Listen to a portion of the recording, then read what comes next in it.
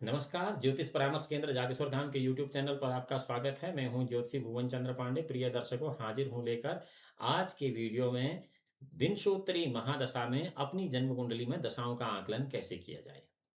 जब भी आप किसी ज्योतिषी के पास जाते हैं, जरूरी नहीं है कि वो ज्योतिषी है और कंप्यूटर से निकलने वाली कुंडली हमेशा गलत होती है। इसका वीडियो हम पहले ही अपलोड इस पर कई साल पहले कर चुके हैं, उसको आप देख सकते हैं। यहाँ हम आपको बताते हैं कि विंशोत्तरी महादशा किस तरह से देखी जाती है और आप अपनी जन्म कुंडली में स्वयं इसका अवलोकन कैसे करते हैं। यहाँ कुछ बातें ध्यान रखने योग्य है कि जो भी दशाओं का फलाफल हम यहाँ पर आपको बताएंगे, वो आपकी जन्म कुंडली में नक्षत्रों के भोग और भुक्त पर आधारित न्यूनाधिकता के कारण इस वीडियो में बताया जाने वाला फलाफल भी उतना ही न्यूनाधिक हो जाएगा। सबसे पहले आपको बताते हैं कि विंशोत्तरी दशा 120 वर्ष की होती है, जिसमें सूर्य, चंद्र, मंगल, राहु, बृहस्पति, शनि, बुध, केतु और शुक्र को क्रमशः 6 वर्ष, 10 वर्ष, 7 वर्ष, 18 वर्ष, 16 वर्ष, 19 वर्ष, 17 वर्ष, 7 वर्ष और 20 वर्ष दिए गए हैं। अर्थात सूर्य की महादशा 6 साल की होती है, चंद्रमा की महादशा 10 साल की होती है, मंगल की महादशा 7 साल की होती है, राहु की महादशा 18 साल की होती है, बृहस्पति की महादशा 16 साल की होती है, शनि की महादशा 19 साल की होती है, बुध की महादशा 17 साल की होती है, केतु की महादशा 7 वर्ष और शुक्र की महादशा 20 वर्ष होती है। इस प्रकार कुल मिलाकर 120 वर्ष पूर्ण आयु कलयुग में किसी भी जातक की होती है। यहाँ पर लोग अपने अपने कर्मों से अपनी आयु को न्यूनाधिक कर देते हैं। इसमें हमारा या आपका कोई वैसा दोष नहीं है, यह सब कर्मों का दोष है। सबसे पहले आपको बताते हैं कि ग्रहों की दशा किस क्रम से चलती है। ज्योतिष में ग्रहों की विंशोत्तरी महादशा का जो क्रम है वह है सूर्य, चंद्रमा, मंगल, राहु, बृहस्पति, शनि, बुध, केतु और फिर शुक्र। यह निर्भर करता है कि कौन सा जातक किस नक्षत्र में पैदा हो रहा है। जिस नक्षत्र में जो जातक पैदा होगा, उसी नक्षत्र के हिसाब से उसके जीवन में तदर्थ ग्रह की महादशा का शुभारंभ होगा। उदाहरण के लिए कृतिका, उत्तर फाल्गुनी और उत्तराषाढ़ नक्षत्र में पैदा होने वाले जातकों का जीवन सूर्य की महादशा से आरंभ होता है। रोहिणी, हस्त, श्रवण इन 3 नक्षत्रों में पैदा होने वाले जातकों का जीवन चंद्रमा की महादशा से शुरू होता है। मृगशिरा, चित्रा और धनिष्ठा इन 3 नक्षत्रों में पैदा होने वाले जातकों का जीवन का शुभारंभ मंगल की महादशा से होता है। आद्रा, स्वाति और शतभिषा इन 3 नक्षत्रों में पैदा होने वाले जातकों का जो जीवन है वो राहु की महादशा से आरंभ होता है।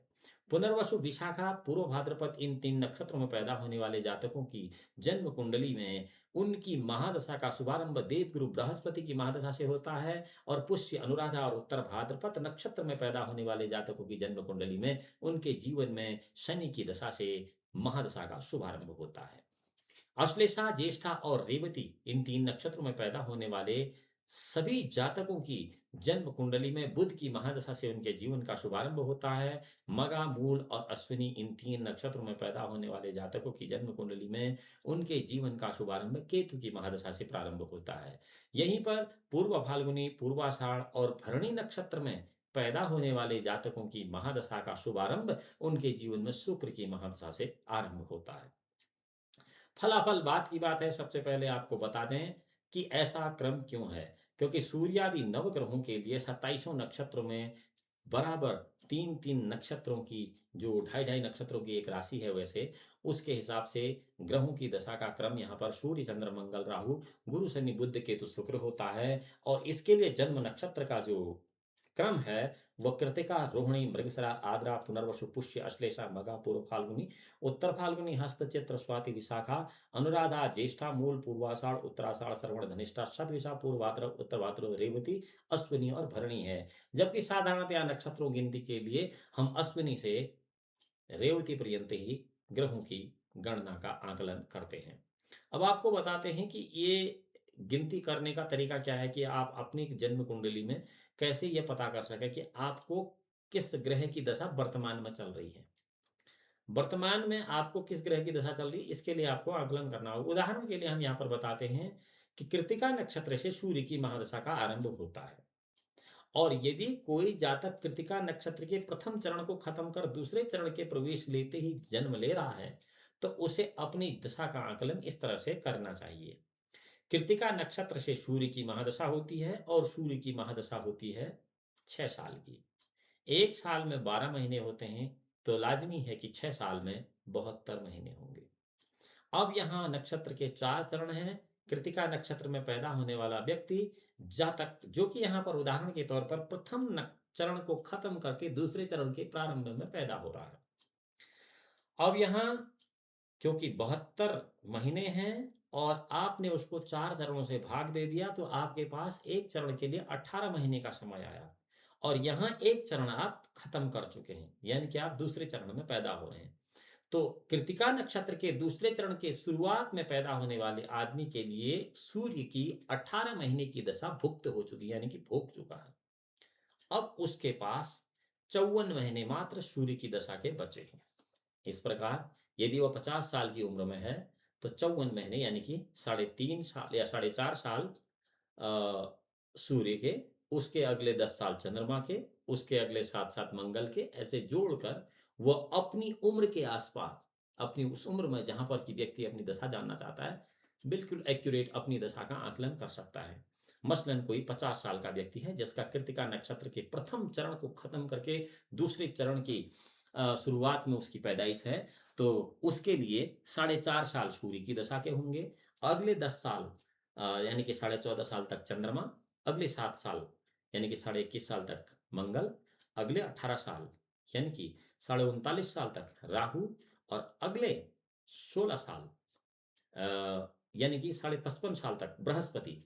तो यहाँ उसकी उम्र 50 साल है, तो यहाँ पर उसे वर्तमान में बृहस्पति की महादशा चल रही है।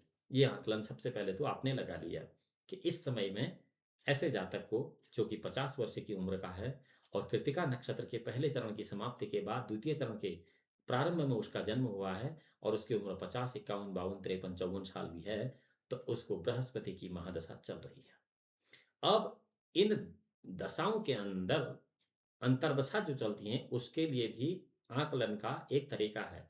यहाँ पर उदाहरण के लिए हम मात्र बृहस्पति की दशा का ही बखान कर रहे हैं, क्योंकि हम जो उदाहरण दे रहे हैं वो कृत्तिका नक्षत्र के प्रथम चरण के खत्म होने के बाद द्वितीय चरण में पैदा होने वाले आदमी के 50 वर्ष की आयु के समय में का हम आपको उदाहरण बता रहे हैं। तो यहाँ पर क्या होता है कि बृहस्पति की महादशा में जो बृहस्पति की अंतर्दशा है, वो 2 वर्ष 1 महीना 18 दिन होती है और उसके बाद जो शनि की अंतर्दशा होती है, वो 2 वर्ष 6 महीने 12 दिन की होती है। उसके बाद उसमें बुध का अंतर 2 वर्ष 2 महीना 6 दिन होता है। केतु का अंतर 0 वर्ष, कुल 11 महीने 6 दिन होता है और शुक्र का अंतर 2 साल 8 महीने होता है। जबकि सूर्य का अंतर शुक्र के बाद कुल 9 महीने 18 दिन होता है। चंद्रमा का अंतर 1 वर्ष 4 महीने 0 दिन होता है और वहीं मंगल का जो अंतर है वो मात्र 11 महीने 6 दिन होता है और राहु का अंतर 2 साल 4 महीना 24 दिन, कुल मिलाकर 16 वर्ष बृहस्पति की होती है महादशा। यहाँ अब राहु की महादशा तक आकलन कर लीजिए। राहु की महादशा का आकलन क्या था कि 4.5 वर्ष इस उदाहरण में सूर्य की दशा थी, अगले 14.5 साल तक, यानी कि जब आयु के 14.5 साल हो जाते थे, चंद्रमा की 21.5 साल तक मंगल की, और 21.5 साल के बाद जो 18 साल राहु की दशा थी, वो 21.5 और साढ़े साढ़े 21 में आप 18 और जोड़ दीजिए, 21 और 8 29 10 39, यानी कि 40 साल के लगभग तक राहु की महादशा। उसके बाद जो आपको बृहस्पति की दशा का क्रम बताया गया, 2 वर्ष 1 महीना 18 दिन, 2 वर्ष 6 महीना 12 दिन, इसको जोड़ते जोड़ते आप अपनी सही उम्र तक ले आइए और आपको पता लगेगा कि आपको बृहस्पति की महादशा में किस ग्रह की अंतर्दशा चल रही है। ये मात्र उदाहरण उनके लिए था जो कि 50 साल की आसपास की उम्र में हमने एक उदाहरण दिया है कि सूर्य की महादशा में, यानी कि कृत्तिका नक्षत्र के प्रथम चरण को छोड़कर द्वितीय चरण में पैदा हुए थे। ये इसके एक साधारण से सूत्र हैं। यदि आप ज्योतिष के इन सूत्रों को समझ सकते हैं, तो फिर आप किसी ठगी से बच सकते हैं, उस प्रकार जिस प्रकार आप इस बार अधिक मास से ठगी में बहुत सारे वो कृत्य कर बैठे जो कि आपको नहीं करने चाहिए थे। जैसा आपको पता था, इस बार अधिक मास ज्येष्ठ में बताया गया था और सारे पंडितों ने बहुत सारे अपने यजमानों से ज्येष्ठ में अधिक मास में कई प्रकार के पूजा पाठ का निष्पादन करवाया, जो कि पूर्ण तौर से गलत था। ज्येष्ठ में अधिक मास था ही नहीं, क्योंकि अधिक मास क्या एक सूत्र होता है, जिस चंद्रमास में कोई सूर्य की संक्रांति न हो वह अधिक मास होता है, जबकि ज्येष्ठ के महीने में कोई ऐसा चंद्रमास था ही नहीं वह ज्येष्ठ तक जिसमें कि संक्रांति न हुई हो। खैर यह दूसरा विषय है। यहाँ पर आपको मात्र विंशोत्तरी महादशा में अपनी जन्म कुंडली में अपनी दशा का आकलन करने के लिए जो फॉर्मूला बताएगा वही इस वीडियो का विषय था। अगली वीडियो में हम आपको बताएंगे कि आप अपनी जन्म कुंडली में योगिनी महादशा को किस तरह से देख सकते हैं और अपनी दशा का आकलन कर सकते हैं। इस दशा को देखने का फायदा यह है कि जब आप यह समझेंगे कि आपको किस ग्रह की दशा चल रही है, तभी आप उस ग्रह का संबंधित ग्रह का निदान करेंगे और अपने कष्टों से छुटकारा पाएंगे। यहाँ यदि आपको पता लगा कि बृहस्पति नहीं शनि की दशा का समय चल रहा है और आप बृहस्पति की दशा का उपाय कर रहे हैं, तो आपको समय और पैसे की बर्बादी के सिवाय कुछ भी प्राप्त नहीं होगा। इसलिए सबसे ज़रूरी है कि ग्रहों की दशा का आकलन किया जाए, और आप ज्योतिषी के संपर्क में उतनी जल्दी नहीं जा पाते हैं, जो कि एक ठीक-ठाक सी आपको राय दे सके, तो इस वास्ते हमने आपको यह स्वयं ही आकलन करने का एक छोटा-सा तरीका बताया है। यदि आपको यह समझ में नहीं आता है, तो 9639901694 इस नंबर पर आप मुझसे संपर्क कर सकते हैं और हम आपकी समस्या का समाधान करने की पूर्ण कोशिश करेंगे। अगली वीडियो में पुनः मिलते हैं, जिसमें हम आपको बताएंगे कि योगिनी महादशा किस नक्षत्र से चलती है और आप अपनी दशा का आकलन अपनी जन्म कुंडली में किस प्रकार कर सकते हैं। भगवान भोलेनाथ आपका परम कल्याण करें। अगली वीडियो में जब मिलते हैं तब तक के लिए नमस्कार।